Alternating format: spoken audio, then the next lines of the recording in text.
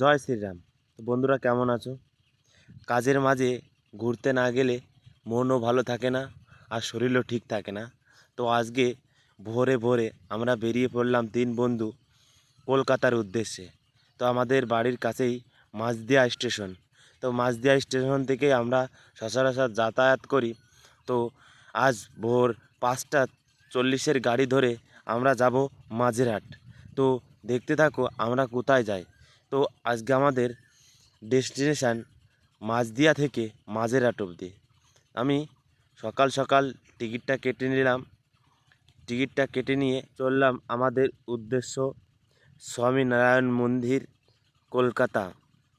তো সকালে সূর্য খুব সুন্দরভাবে উঠছে। তো ভিডিও না করলেই মুহূর্তটা আমার কাছে একটু অজানা আর খুব সুন্দর দৃশ্য, না দেখলে বিশ্বাস করবে না। তো আমরা দেখতে দেখতে রানাঘাট পার করে ফেলেছি। তো সকালের ঘুমের চোখ নিয়ে আমরা ছুটে চলেছি কলকাতার উদ্দেশ্যে। সেই ঘুম এখনও হয়নি ঠিকঠাক করে। সকালে 4টের সময় উঠেছি, এই জন্য একটু ঘুমিয়ে নিলাম। দেখি সারা দিনটা না হলে ভালো যাবে না।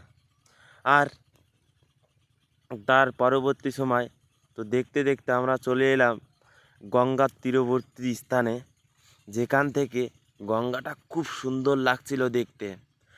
আর সেই মুহূর্তটা আমি তোমাদের মাঝে এখন তুলে ধরছি। তো দেখতে পারছো প্রচুর বড় নদী, আমাদের গঙ্গা নদী, যেটাকে হুগলি নদী নামে পরিচিত পায়। তো সেটাই এখন তোমাদের স্ক্রিনে আমি শেয়ার করছি।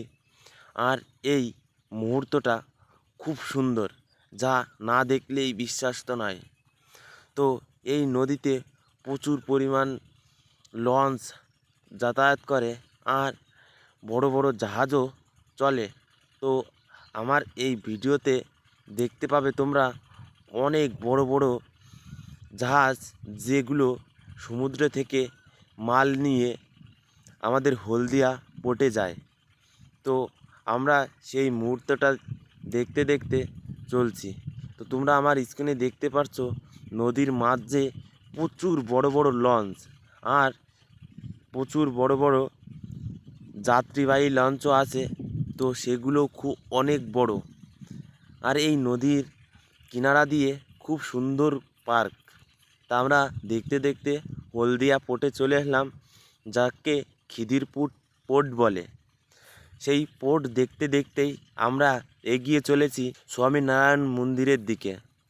তো তোমরা যদি কেউ কখনো স্বামীনারায়ণ মন্দিরে যাও, তো সর্বপ্রথম তোমরা মাঝেরহাট নেমে বাস ধরবে 12C। সেই বাসটি তোমাকে একদম স্বামীনারায়ণের মন্দিরের গেটে নামিয়ে দেবে। তো ভাড়া মাত্র 20 টাকা। আর আমরাও সেই কলকাতার জ্যামের দৃশ্য দেখতে দেখতে দেখতে দেখতে চলে এলাম স্বামীনারায়ণ মন্দিরের গেটের সামনে। তো দেখছো আমরা 3 বন্ধুই যাচ্ছি। তো খুব সুন্দর এই মুহূর্ত তোমাদের কাছে আমি তুলে ধরছি।